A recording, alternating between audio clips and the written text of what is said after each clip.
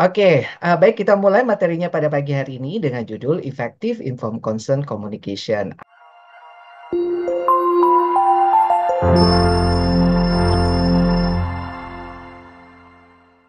Jadi ini ada sebuah penelitian ya bahwa ada 4 elemen dasar yang tadi sebaiknya wajib ada ya kalau dari GCI karena itu bukan sekedar dapat tanda tangan, minimal ada 4. Ternyata ya jadi 4 itu adalah sifat prosedurnya, resikonya, manfaat atau benefitnya dan alternatif.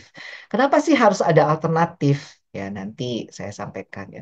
Itu ternyata hanya dicantumkan itu yang betul-betul lengkap. Itu cuma 26,4% saja. Ini penelitian dilakukan oleh apa namanya eh, siapa ini?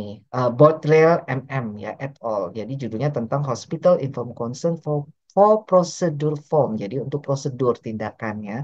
Jadi ini untuk dia kaitannya prosedur tindakan bedah ya. Jadi memfasilitasi kualitas interaksi antara dokter dan pasien. Jadi dengan inform consent yang bagus itu kan memfasilitasi interaksi ya, mendokumentasikan proses komunikasinya itu ternyata di dokumennya itu kurang lengkap. Yang lengkap ada sifat prosedur resiko manfaat alternatif itu cuma 26,4% saja. Ya, jadi contoh nih ya, ini contoh inform consent. Nah ini saya mau tanya, ini kan ada satu lalalala, ada lalalala. Kita tanya nih ya, pertanyaannya adalah sudah lengkap atau belum? Ya.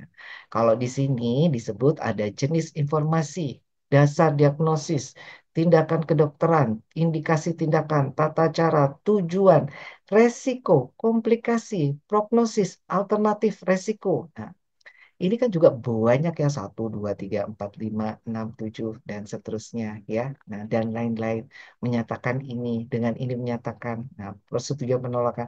Nah, ini sudah lengkap atau belum? Ini sekali lagi, dan di sini ada contoh lagi. Nah, beda ya. Jadi ini ada diagnosis, alternatif tindakan, resiko, ya, prognosis, di samping ini dan seterusnya. Nah, ini yang dimaksud. Yang sini apakah sudah lengkap apa belum? Ya, itu tadi ya, ada paling nggak prosedurnya apa sih ya, kemudian manfaat prosedurnya itu apa sih. Nah, prosedurnya itu tadi dibilang sini ya, resikonya apa sih, manfaatnya apa sih, dan alternatifnya. Nah, sudah lengkap belum, ada nggak prosedurnya, apa namanya kalau itu tindakannya kedokteran. Kemudian resikonya ada nggak? Apa resikonya? Ya. Kemudian manfaatnya ada nggak? Adakah manfaatnya di sini? Nah, tujuan mungkin di sini ya udah ada. Kemudian alternatifnya ada nggak? Ada misalnya. Ya. Nah, maka berarti sudah lengkap, bahkan ini lebih dari lengkap misalkan. Ya, Anda cek. Nah, kalau yang di sini, setelah udah di sini, pertanyaan berikutnya, apakah pasiennya mengerti? Jadi kalau sudah lengkap, nanti di sini tulisannya lalala, tujuannya apa, alternatifnya apa, resikonya apa, ininya apa, dan seterusnya. Nah, apakah sudah pasien itu mengerti? Ya, dimaksud mengerti itu ingat sekali lagi bukan soal tanda tangan ya. Tapi kalau secara legal kita bilang ya tanda tangan, orangnya harus dan orang yang memang cakap hukum, cakap medis yang tanda tangan. Tapi persoalannya sudah tanda tangan pun banyak komplain masih yang sampai ke di eh, proses perdata, yaitu menguras energi dan biaya dan waktu. Nah, jadi intinya bukan hanya sudah lengkap atau belum, tapi juga apakah yang tercatat ini secara nggak langsung itu mengerti. Jadi ditulis ya bahwa pasien sudah mengerti mungkin ya di situ yang supaya menguatkan kita. Mengerti apa? Mengerti tindakannya, mengerti alternatifnya, mengerti resikonya, mengerti manfaatnya. Alright, nah sekarang jadi pertanyaan bagaimana komunikasi yang lebih efektif? Kalau tadi secara dokumen ya, oh paling nggak ada 4 itu. Karena kalau misalnya yang dikomplainkan kan, loh ternyata kok aku udah operasi nggak dapat manfaatnya, nggak sesuai ekspektasi saya manfaatnya. Atau setelah aku dioperasi kok ada resikonya. Atau setelah aku operasi, loh kok ternyata ada alternatif lain yang kamu kok nggak bilang, aku ditipu. Nah itu semua terjawab di situ ya. Karena kayak di komplain-komplain pasien tuh, satu yang komplain yang pertama, kasus pertama itu satu, dia nggak ngerti prosedurnya. Yang kedua, dia nggak ngerti resikonya, komplikasinya. Ya sampai dia ambil telurnya itu dia nggak ngerti. Yang ketiga, dia nggak ngerti manfaatnya. Ya, ini urusannya prostat kok telur sampai diambil, manfaatnya apa? Ya, dan dia nggak ngerti mungkin alternatifnya. Kalau dia tahu bahwa itu prostatnya diambil, mungkin dia bisa cari alternatif lain kan. Ya, ternyata ada alternatif lain yang tanpa harus ngambil prostat, misalkan. Ini persoalan prostat atau ini persoalan testis, kankernya di mana, misalkan begitu contohnya ya. Lalu yang kedua, masa yang kedua juga gitu ya. Jadi ini soal prosedurnya, namanya ini tapi gimana dijelaskan prosedurnya atau enggak itu enggak dimengerti. Sehingga akhirnya pasiennya merasa, loh kok kayaknya aku nggak dioperasi ya. Walaupun manfaatnya terasa, tapi kok kayaknya ini nggak perlu operasi, nggak perlu harus bayar semahal itu dong gitu. Alright. Nah ya, tadi dibilang komunikasi efektif. Nah, komunikasi itu kita paham dulu ada namanya proses communication. Ya, komunikasi itu ada proses communicationnya. Jadi kita lihat di sini ada dokter, entah itu perawat, entah itu orang lab, entah itu farmasi, entah itu radiografer. Ini sebagai sumber. Seringkali kita berkomunikasi itu mikirnya saya ini sumbernya. Nah, pasien itu sebenarnya kalau kita lihat, dia sebagai penerimanya. Saya ngomong, dia yang dengar. Tapi lupa bahwa komunikasi proses itu dia juga bisa jadi sumbernya. Ya. Kita jadi yang nerima. Karena mungkin karena waktu, karena mungkin kita nganggap pasien itu udah mengerti. Saya nggak mau kamu jadi yang sumbernya. Kamu cukup nerima aja gitu ya. Jadi kalau misalnya saya nih kekurangannya ya saya nih webinar, ya saya pikir kalau saya pikir, ya udah kamu sebagai penerima aja saya sumbernya gitu ya. Tapi kan kurang efektif. Yang bagus kalau saya ingin Anda juga jadi sumbernya, saya menerima feedback, menerima semangat nggak? Itu salah satu cara saya ya untuk pengen tahu Anda juga sebagai sumbernya, saya nerima. Itu adalah proses. Nah, seringkali kita lupa bahwa kalau kita lagi mau info concern komunikasi, saya sumbernya, kamu yang terima saja. Jadi saya nggak peduli apakah yang saya sampaikan itu kamu pahami atau kamu mengerti. Dan saya nggak mau tahu, kalau kamu bertanya, saya langsung reject. Karena saya nggak mau jadi penerima ya. Saya cukup jadi sumber. Contoh nih, waktu itu, ini kisah nyata ya, saya nggak bohong. Serius saya nggak bohong. Eh, kan ada komplain yang masuk gara-gara eh, eh, keluarganya pasien tuh ngomong dokternya kok gitu sih. Gara-gara itu nenek saya jadi nggak jadi operasi. Ya. Jadi seorang nenek ini diantar oleh cucunya untuk operasi katarak. Waktu di operasi katarak itu ya ini operasi si nenek itu nanya, kasarnya nanya, bertanya ya. Ini operasi apa gitu katarak. Nanya, dok, itu operasinya kayak gimana, dok? Eh, Operasinya kayak gimana? Si dokter ini langsung bilang, ya pokoknya nggak dioperasi, dijelasin juga nggak akan ngerti gitu. Ya, ngomong seperti itu, sungguh seperti itu. Ya. Nah, akhirnya nenek ini benar-benar goncang, tergoncang. Ya, ya maaf maaf ya, buat orang awam. Ya, apa yang disampaikan dokter, perawat, bidan, radiografer, kemudian orang lab, itu bisa melekat sampai lama, bahkan seumur hidupnya loh. Karena kita-kita ini orang yang punya power, ya. Orang yang punya power yang dianggap orang yang paham, mengerti. Kalau kita bertanya, terus dokternya marah, kita merasa, kok saya bego sih membuat dokternya itu marah, ya. Kok saya goblok banget sih. Nah, jadi kayak dia itu langsung langsung hilang kepercayaan dirinya. Dia merasa aku nggak diinginkan oleh dokternya. Aku nggak layak uh, diperhatiin oleh dokternya. Itu bisa muncul loh uh, persepsi seperti itu. Nah, kenapa ini dibilang? Karena dokternya nggak mau menjadi penerima. Dia maunya jadi sumber. Nah, idealnya, sekali lagi idealnya, proses komunikasi itu harus tahu bahwa kita harus legowo dulu. Saya jadi sumber, sekaligus juga saya bersedia jadi receivernya, menerima. Itu dulu. Ya, kalau kita punya humble rasa itu, maka kita akan lebih efektif. Itu dulu. Nah, menerima itu maksudnya apa sih, Dok? Sekarang gini deh. Gimana caranya saya mau tahu Bapak Ibu ngerti atau enggak kalau saya nggak tanya. Dan saya pun mungkin nggak disalahkan kalau saya itu nggak bertanya kepada Bapak Ibu ya. Karena saya tanya pun pasti juga belum tentu mau jawab. Karena saya nggak kelihatan. Tapi kalau misalnya itu kelihatan orangnya ada di depan, tanpa orangnya bilang, saya harusnya itu tahu. Ya, karena komunikasi itu bukan hanya tentang verbal, tapi saya harusnya tahu ini orang ngerti apa enggak. Ini orang tertarik apa enggak dengan yang saya jelasin. Ini orangnya ketakutan apa enggak. Atau ini waktu yang tepat atau enggak untuk saya menjelaskan. Gitu ya. Kalau kita mau legowo, karena communication itu adalah it's all about skill. Ya. Jadi kalau misalnya saya berhadapan dengan pasien, saya ini harus bisa menilai. Ini kira-kira orangnya gelisah atau enggak. Ini momen yang tepat bukan untuk saya menyampaikan. Ini orangnya mengerti atau bukan. Atau mungkin saya mau tanya, apakah Bapak Ibu ada yang mau ditanyakan? Kadang orang yang bilang, mau keluar ya. Saya mau tanya, saya nggak ngerti itu loh sungkan, malu. Untuk bilang, Ibu ngerti ya? Sudah ngerti kan ya? Nah mau bilang, saya nggak ngerti dok, itu malu loh.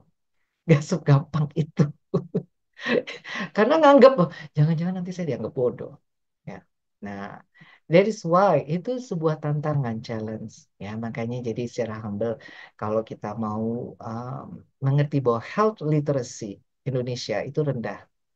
Jadi, kalau Bapak Ibu jadi dokter, beruntunglah kita karena kita punya health literasi yang luar biasa tinggi. Kita jadi perawat bidan, beruntunglah kita punya health literasi yang sangat bagus. Tapi kalau dibandingkan dengan orang awam tuh jomplang sekali. Nah, butuh orang-orang yang sabar, yang mau mengerti, yang mau ya menjelaskan. Karena inform consent ini sekali lagi bukan soal tanda tangan. Ya, alright. Berikutnya. Nah, jadi Bapak Ibu, sebagus apapun ya saya mau jelasin nih. Jadi ini ada ya kita kasih pesan message-nya di sini. Kemudian dia kasih feedback. Jadi kita sambil terima melihat dia nih ngerti apa enggak, dia paham atau enggak. Kadang Masen tuh nggak bertanya dok, saya nggak ngerti, saya nggak paham yang dokter sampaikan. Ya, bagaimana kita caranya memastikan bahwa mereka mengerti? Nah, tapi di sini ada yang namanya noise. Noise ini yang bisa mengganggu sebagus apapun kita menyampaikan pesan. Ya, sejelas, sebagus apapun pasien itu ngasih feedback. Kayak dalam webinar kali ini, noise-nya bisa berupa sinyalnya jelek. Kalau sinyalnya jelek, suara saya berbet, berbet, berbet, nggak kedengeran meskipun saya ngomong bagus. Ya, tapi kalau misalnya orangnya Anda tempatkan inform concern di tempat lokasi yang ramai, ada pasien teriak-teriak, ada Ros, pokoknya situasinya tempatnya nggak representatif, ya sangat sulit tercapai tujuannya. Karena communication prosesnya kita pengen tujuannya tercapai, pesan yang kita sampaikan itu nggak sembarang, mengandung tujuan, ya kan? Feedbacknya juga begitu. Nah, nah, banyak IGD-IGD yang nggak punya ruang konsultasi. Banyak yang untuk info consent tuh bisa didengar orang lain, pasien lain, bikin malu. Kadang nggak segampang itu. Kadang nggak ada privacy. Ya, jadi kesannya ya ala kadarnya. Bahkan kemarin saya di rumah sakit internasional saya ini ya, Saya saya latih ya. Saya sempat marah protes sama manajemennya. Gila, untuk operasi yang puluhan ratusan juta, ya caranya tempatnya itu gak representatif belas gitu. Dan menurut saya pasti ini banyak potensial loss-nya ya. Artinya di antara yang tanda tangan tuh ada yang nggak tanda tangan karena dari tempatnya apa-apa tidak representatif. Padahal kamu ngomongin angka puluhan ratusan juta loh, ya puluhan ratusan juta. Tapi di tempat yang tidak representatif, ini khusus untuk pasien-pasien umum ya. Karena waktu itu kita ngomongin asuransi-asuransi di level manajer perusahaan ini, kok kamu kasih tempat yang seperti itu?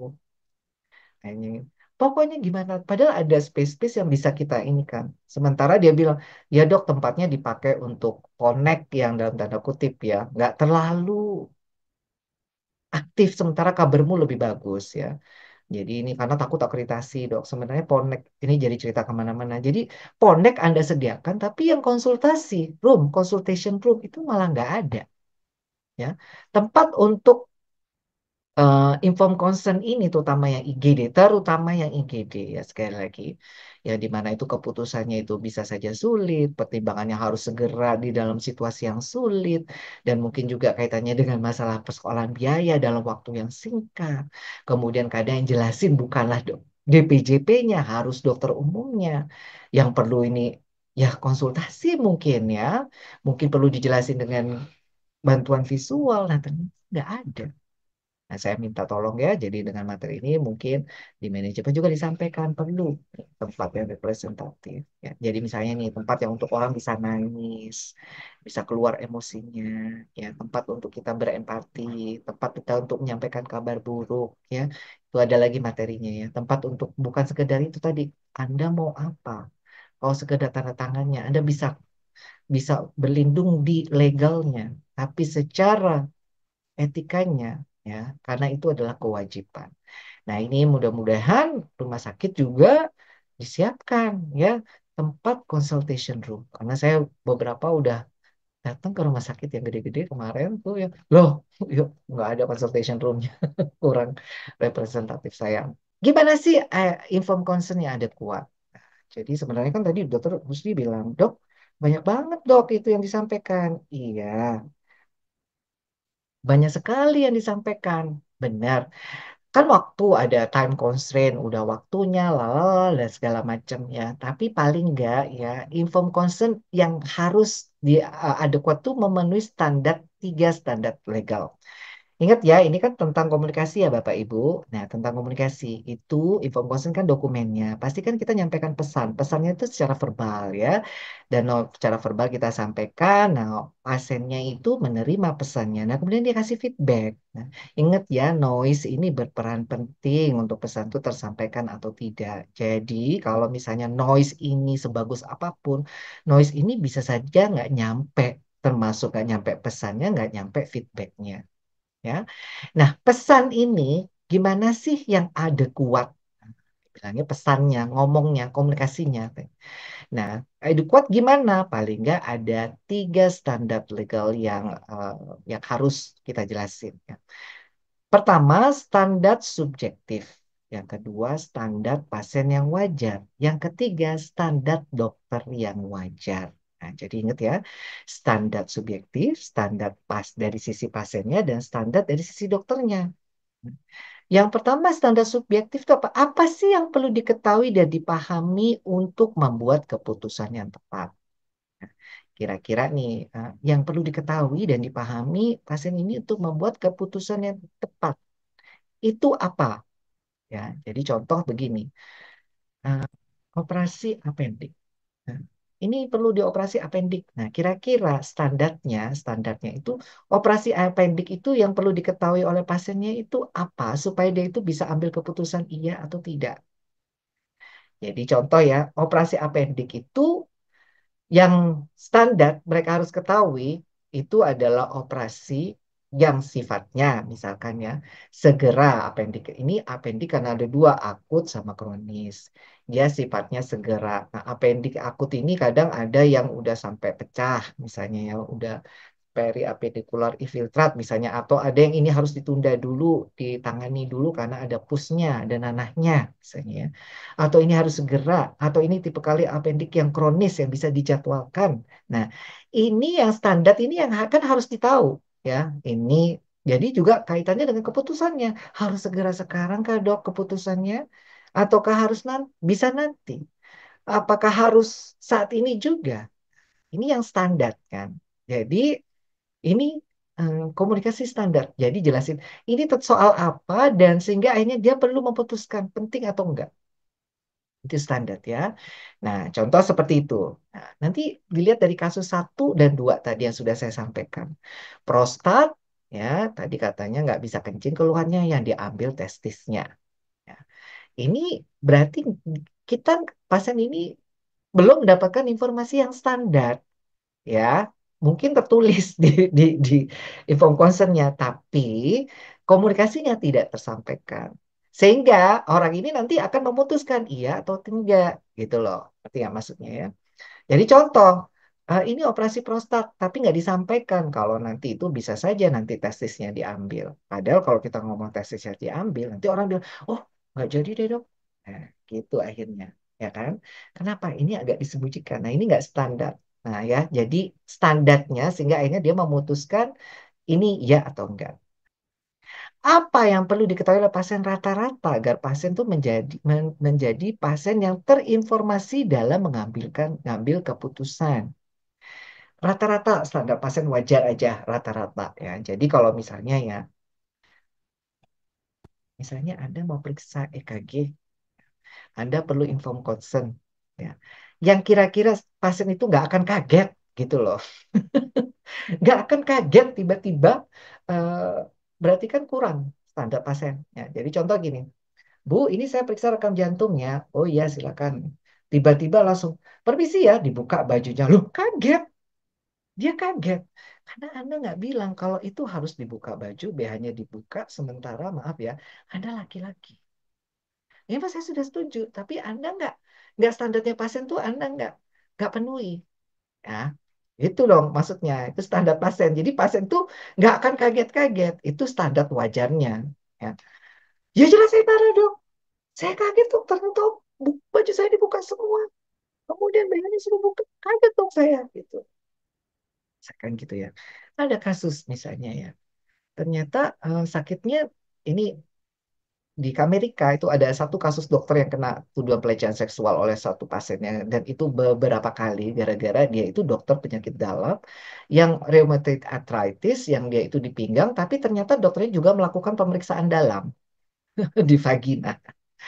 Nah, dokternya itu nggak jelasin apa tujuannya, apa-apa katanya untuk melihat apa ada infeksi, inflamasi dan sebagainya di dalam vaginanya, di dalam pinggulnya. Awalnya dia nggak merasa aneh, aneh-aneh lama-lama dia teriak. Ya, akhirnya udah langsung kena kasus hukum. Ya, termasuk juga jadi ada komunikasi yang standar wajarnya pasien tuh tahu. Ya, jadi seperti tadi ya paling gampang itu ya, karena saya bukan dokter operator bedah ya. Jadi pokoknya intinya yaitu contohnya EKG. Anda mau Bu periksa rekam jantung ya, jelasin dulu. Ya, Bu, periksa EKG jantung itu nanti dibuka bajunya, diperiksa ya nanti dipasang ini yang orang nggak kaget-kaget ya kamu standar dokter wajar standar wajarnya dokter tuh gimana tentang prosedur ya kalau dokter pada umumnya itu ngomong misalnya operasi appendix itu apa sih yang disampaikan wajar sewajarnya jadi bukan bukan terlalu banyak juga nggak terlalu sedikit. Ya, misalnya nih tadi, operasi yang tadi nggak ada sayatan. Dokternya nggak bilang, dokter UGD-nya nggak tahu. Ya. Ya, standarnya yang dokter yang menyampaikan pada umumnya, dokter ortopedi menyampaikan operasi tanpa sayatan itu bagaimana? Ya, itu standarnya ngomong. Harusnya dokter ortopedinya bilang, Dek, itu operasinya nggak pakai sayatan ya, tolong sampaikan supaya nggak kaget pasiennya. Atau disampaikan pada saat mau persiapan operasi. Ya, disampaikan. Standarnya dokter menyampaikan prosedur itu, standarnya tindakan itu seperti apa, termasuk juga standarnya disampaikan dengan komplikasinya, resikonya misalkan, standarnya. Itu disampaikan. Ya, misalnya nih, standarnya untuk kita nyampaikan standarnya dokter nyampaikan untuk tindakan apa ya? Misalnya nih tindakan operasi pasang pen misalkan ya. Standarnya kan dia bilang nanti setelah dipasang ada waktu juga dilepas. Standarnya begitu dia nggak bilang, tahunya cuma dipasang doang. Lupa menyampaikan bahwa nanti juga ada prosedur operasi berikutnya yang harus dilepas komplain dong pasiennya. Oh, ternyata harus operasi lagi, bayar lagi, lepas pen lagi. Kenapa nggak dibilangin? Gitu misalkan ya. Kalau gitu kan saya harus siapkan uangnya atau gitu. Sementara di sana nggak pasang pen, bisa sembuh, nggak perlu 2 kali. Misalkan begitu. Nah, itu contohnya ya. Jadi ini contoh-contoh apakah pasang pen ini nanti dipasang lagi atau enggak atau standar yang intinya standarnya dokter itu rata-rata seperti apa sih? Jadi itu standar akuat ya, standar subjektif. Subjektif itu nggak detail, tapi secara umum. Kemudian standar yang rata-rata pasien itu harus tahu, dan standar rata-rata dokter yang harus nyampaikan. Jadi itu sudah cukup, dianggap sudah cukup. Karena nggak ada istilahnya idealnya bagaimana. Pokoknya idealnya pakai standar mana. Kalau ternyata dianggap enggak, dokternya nggak sampaikan kalau pasang pen itu harus ada operasi lagi lepas pen. Nah, bisa jadi itu. Jadi komplain. Enggak, dia nggak sampaikan kalau misalnya ternyata EKG itu harus buka baju, harus dibuka, maaf ya, BH-nya. Ternyata dia eh, itulah yang nggak standar ya. Jadi standarnya pasien, standarnya dokter, standarnya petugas, standarnya subjektif secara umum. Misalnya ini yang ada kuat. Jadi kalau akan lebih bagus, terutama untuk yang eh, pekerjaan-pekerjaan yang misalnya bisa distandarkan. Contohnya standar misalkan pengambilan sampel darah, standar untuk misalkan contoh nih orang laboratorium, standarnya komunikasi inform consent ya. Kita proses untuk ambil sampel pipis kencing. Ya, gimana standarnya? Standar umum gimana? Standar supaya pasien mengerti, standar kamu gimana? Kan ada tuh standarnya. Contoh, standar untuk ambil sampel air kecil. Ternyata eh, bukan cur langsung, tapi ada yang ditahan, kemudian di midstreamnya baru diambil, baru dilepas. Ada pasien tuh ngamuk-ngamuk, gara-gara nggak bisa, itu basah semua. Baik, celananya itu basah semua, waktu ngamuk-ngamuk. Dan nggak dipikirin ya, karena tempatnya kecil, sementara kan pipis tuh bisa kemana-mana, apalagi perempuan ya, kalau cor gitu kan udah kemana-mana, itu air susah. Nah, itu yang dimaksud dengan standarnya.